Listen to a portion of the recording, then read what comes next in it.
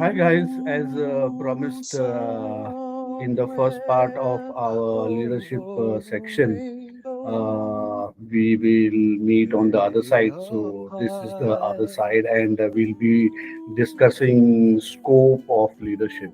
When we think of scope, I've already mentioned in my last lecture about on leadership about what scope is about. But I'll give you one more short example because if someone is watching this video as a standalone, maybe it'll benefit them. Imagine someone is working in an office as a front desk receptionist, and it entails a lot of job like taking the post and conducting the business of the front office, like people are coming and going, and plus maybe sometimes she's expected to give tea to the boss, and plus many other small things, and she's okay with that, everyone is happy with her. But one fine day she leaves, and they decided to appoint another receptionist, but they wanted a little bit more educated and more who is trained. So this girl, a new girl, joins with a certificate in office management or something like that, and as the day goes on, she's able to handle most of the work. But in the evening time, the boss just talks on the intercom and says, "Arey, mera chai nahi aaya." So her natural instinct is to tell that peon, "Sabka chai de do." So the peon is surprised and looks back and says, "मैं दूसरा काम कर रहा हूँ, चाय बनाया है, आप जाके देखो." And she is surprised and a little bit angry. He said, "ये मेरा काम नहीं है. This is not my work. This is your work. You go and give it." So now you understood what the scope is. In her mind, the scope or her job is not to give tea. So once that scope, whatever that is outside her scope, it does not become her responsibility, and it does not fall into her role.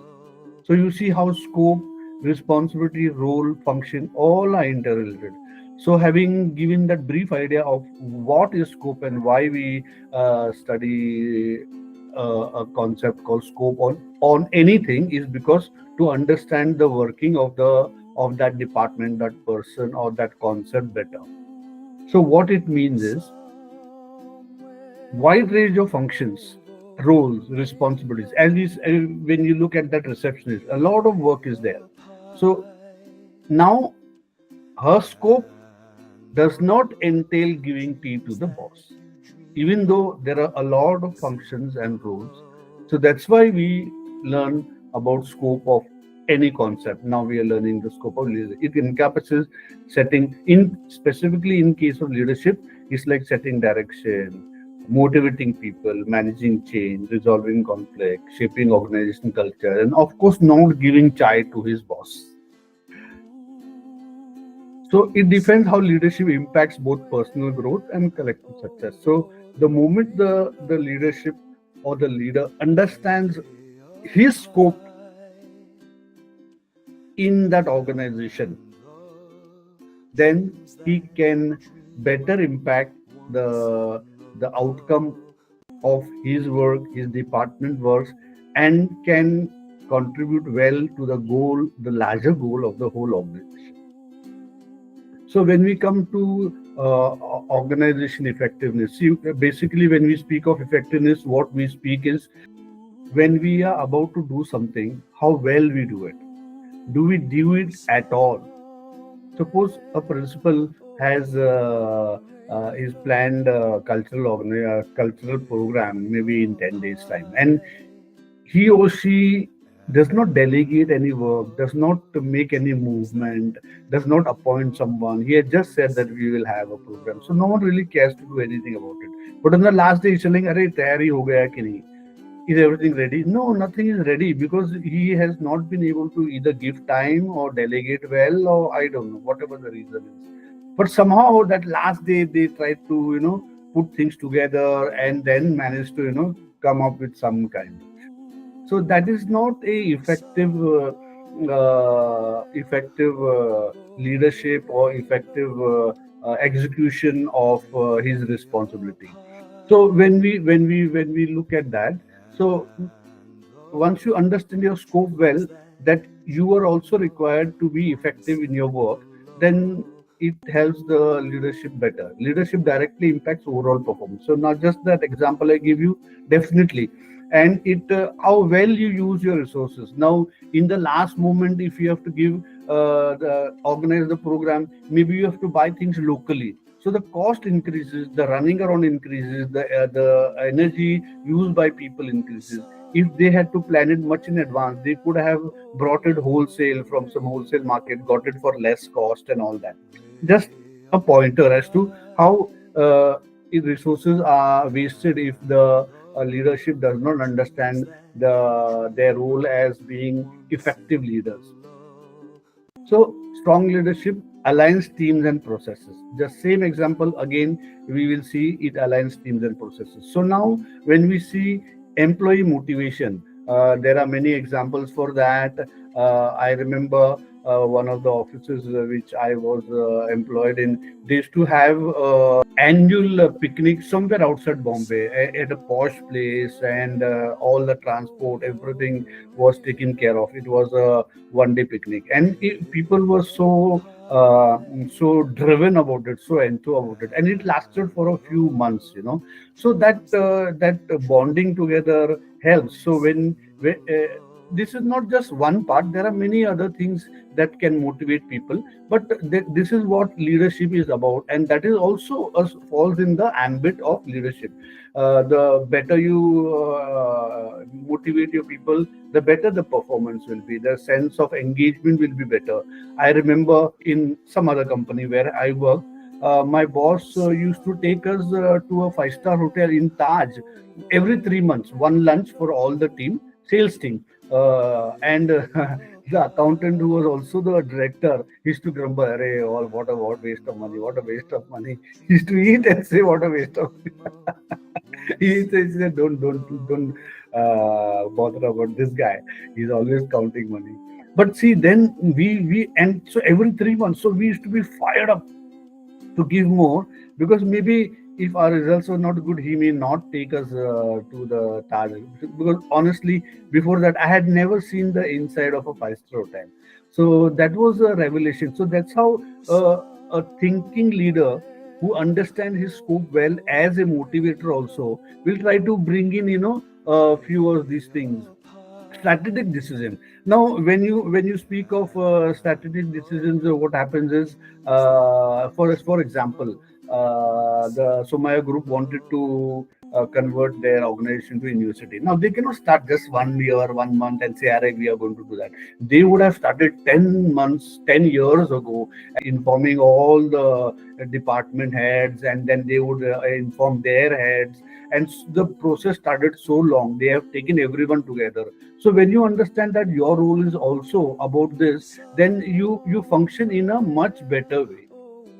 So strategic decisions. So leader set long-term goals and clear vision. If you have no clear vision, no one knows where to go. Everyone is just चलता है रोज का काम करने का घर में जाने का. So team, again, just like last time, it aligns team effort, achieves desired outcome. A clear strategic direction ensures focus. Once again, the same meaning is repeated, but we by going through this, we understand things a little bit better. Once again, decision making. Now, see, it is a given fact that decision making is a part of every leader's job. It's everyone's job, even our job as not being a leader also. But it is every leader's job. So if you don't take proper decisions in a proper way, then it's going to be a mess. For example, I remember one of the guys in his office, the timings were 11 to 5, and everything was okay. So people have had set their lives for 11 to 5. So whatever they had to do, they would have had arranged some work to be done before 11, and then after 6. So life was balanced like that. One day he suddenly comes and he says, "Okay, from now our timing will be 9 to 3." So everything goes into haywire, because now suddenly they have already have the program for in the morning till 11 what to do, what not to do, pick up someone, maybe send the child to the school, whatever that is, and then it causes a great commotion. No one knows what to do, but they have to follow. And at the end of the day, what was the reason? The reason was that before his daughter was in the primary section, so she would leave school at 6 o'clock, so he had to go and pick up. Now because she's in the secondary section, her school that leaves at 2:33, so now he has to go and pick up at 4, 3:30 or 4, whatever that is. So you see, this kind of leadership does not bode well for the organization.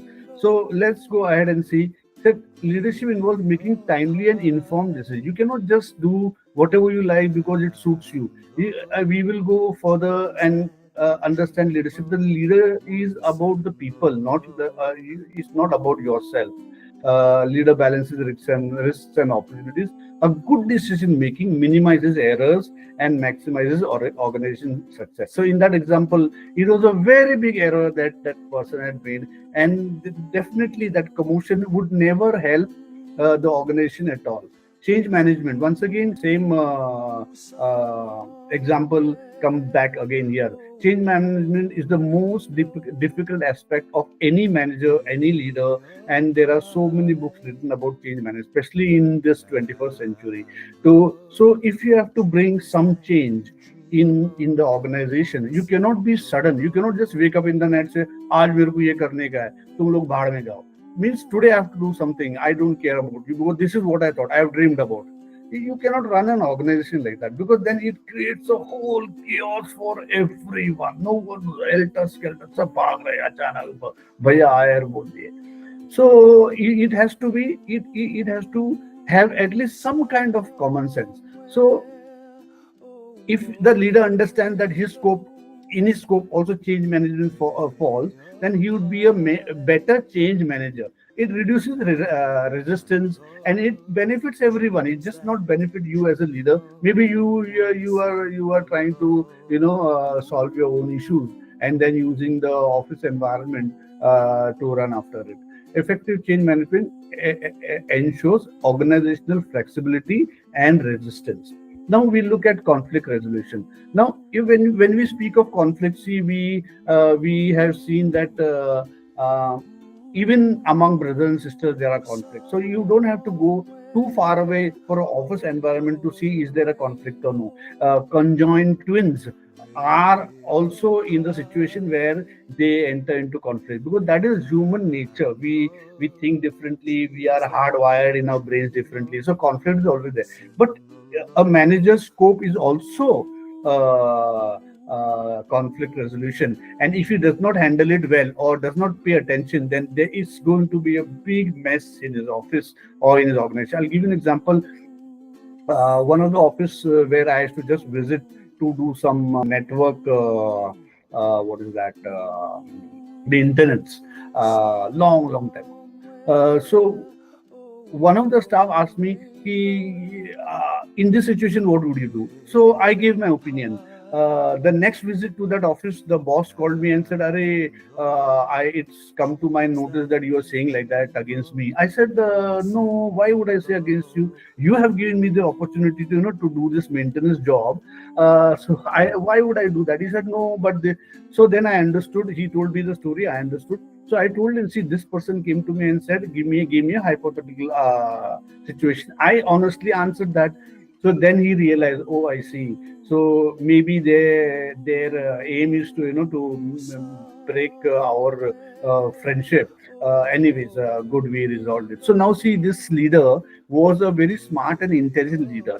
If he was a stupid leader, what would he have thought? He said, "Acha, in front of me, he talks all nice things and nice friendship he shows. Behind, he's backbiting me and saying bad things about me. So now I will show him." Maybe he would have cancelled my contract, or next contract he would have given me less money, or he would have increased my work burden, or he would have simply at all complained about many other things which were not really important. So he would have made my life mess. But then he would have lost a good person who was knowledgeable in handling the matters, or maybe some new one would have cost him more. So see, being smart, he handled this conflict very well. So conflict resolution is also one of the things, most important things of a leader. So mediate with disputes. Every time you have to do that. If you just ignore, things become worse. Promote collaboration. See, whenever educated people, when they are given the right to think, to decide and collaborate, always there will be a difference of opinion. Difference of opinion sometimes gets into a heated conflict. So it is the leader's job to pacify them and to see reason and make them meet halfway. So maintains positive, see, that's it, maintains positive work environment. So developing future managers. Now see, this is one of the most important jobs of a leader, because a leader who fails to groom a successor is a failed leader. Now, for example, you see the Ambani Group. Now they have given that retail business and all that,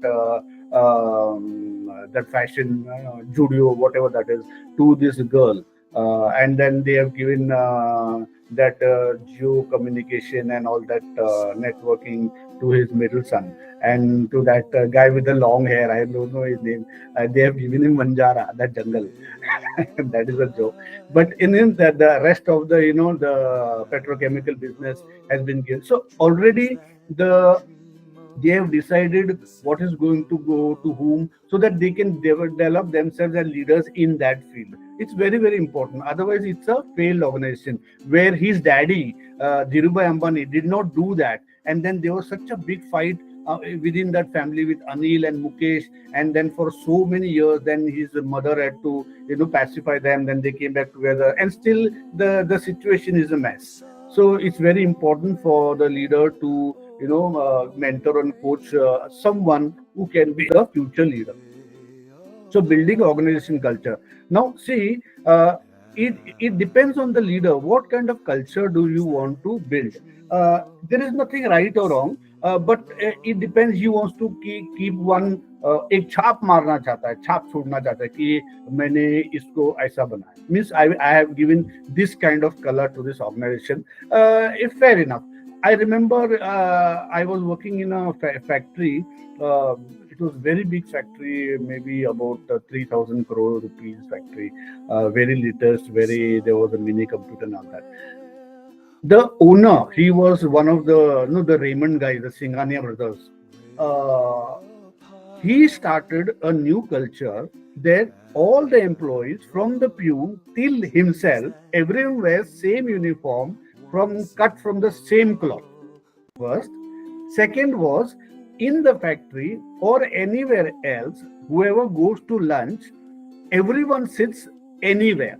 Even the MD, even the owner himself, he would go and sit along with the workers, factory workers, and eat the same food in the same thali with the same chammach.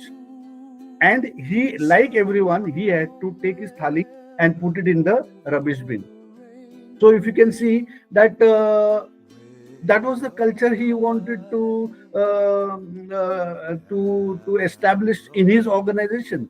So as a leader, it falls on you what kind of culture you want to build. Leadership's norms, values, behavior. So even the managing directors had to go and sit with the workers here and there, eat the same food. They had no choice. We had the same uniform, just like the peon would wear. So if they were to stand together, no one would know from behind peon kone hai, director kone hai. It creates a positive culture, because the sense of belonging, that my boss, who is more than 300 crores worth, is sitting just beside me and eating the same food, it just gives you a very big high. Strong leadership cultures fosters loyalty, see, productivity. So we worked very sincerely. We made sure there is no wastage happening. There's no waste of any material or any energy. So that's how it helps. So adaptability and innovation. When I'll give you an example over here. Mm, you see Elon Musk. He's the owner and the guy who started Tesla and that rocket company. You know what his the culture, organization culture again, he has brought in an organized culture of innovation and adaptability. And his one rule is said, if you don't break anything, then you lose the job. That doesn't mean you break something and go to him. It means that what have you learned by breaking? Because if you don't break, that means you have not learned. So if you have not learned, then I don't want you. So you see, with this philosophy, with this organization culture, he has brought in so much innovation that even the big governments with $1 trillion economy at their disposal, they couldn't do what a private individual who had no knowledge of rockets could do. So you see, that is what a leader is all about. What kind of culture, what kind of innovations you want, and what freedom you give. If you don't give freedom, अरे ये क्यों टूटा है, ये ऐसा कैसा नहीं होना चाहिए था, you start grumbling, then no one is going to take the risk of innovating. Here he forces them to innovate. They adapt strategies to meet evolving challenges. See, now he has no one had dared to plan to make the rocket come back and land on its legs, but now he has done it hundreds of times. Why? Because he thought of the innovation, he let his staff do it, and ultimately they managed it very successfully. We have come to the end of our session scope today. So if you see that how the meaning of leadership and the scope of leadership gels together, and as we go further into leadership theories, you will see whatever we have discussed here, the same things will repeat there, but in a very systematic and a very packaged way. Now whatever we have spoken is like all the things are there on the table, and now we go into the leadership. A few things will be packaged and tied a ribbon, another thing will be packaged into and tied a ribbon, and we'll call this is this kind of leadership, this is this kind of function, and this is this kind of leader. So thank you guys. Hopefully this was a productive session for you, and next meeting we will go further into who is a leader, what makes him a leader, why is a leader and a manager, the concept a little bit different, and so on. So thank you very much, and have a nice day. Bye.